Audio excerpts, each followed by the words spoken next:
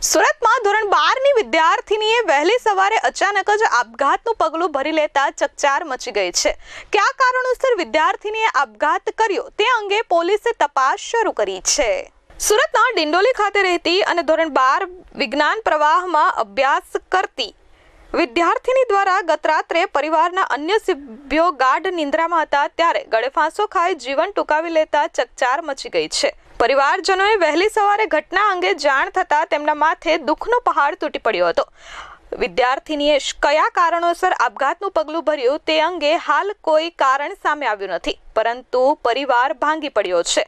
બીજી તરફ ઘટના સ્થળે પહોંચેલી પોલીસે મૃતક વિદ્યાર્થીનીના મૃતદેહને સિવિલ હોસ્પિટલ ખાતે પીએમ અર્થે ખસેડ્યો છે અને આપઘાત અંગેનું કારણ જાણવા તપાસ હાથ ધરી છે। અત્રે ઉલ્લેખનીય છે કે હાલમાં જ રાજ્ય સરકાર દ્વારા વિદ્યાર્થીઓમાં વધી રહેલા આપઘાતના કિસ્સાને ધ્યાને રાખી એક ગાઈડલાઈન બહાર પાડવામાં આવી છે, જેમાં રાજ્યની પ્રત્યેક કોલેજ અને યુનિવર્સિટીમાં વિદ્યાર્થીઓના આપઘાતની ઘટનાઓ પર અંકુશ મેળવવા પ્રત્યેક 100 વિદ્યાર્થી દીઠ એક કાઉન્સિલર રાખવા માટેના નિર્દેશ કરવામાં આવ્યા છે, જેમાં વિદ્યાર્થીઓની કાઉન્સેલિંગ વ્યવસ્થાને મજબૂત કરવા માટે પણ જરૂરી તાકીદ અને સૂચના આપવામાં આવી છે।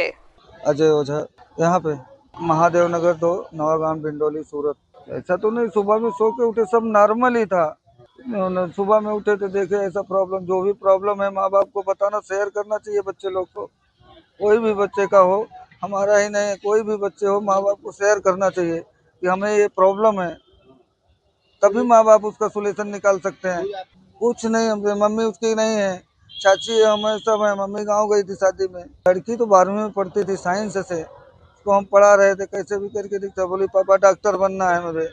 हादसा तो सर नहीं बता सकते, हमने 5:30 बजे देखा है। ब्यूरो रिपोर्ट S24 न्यूज़ सूरत।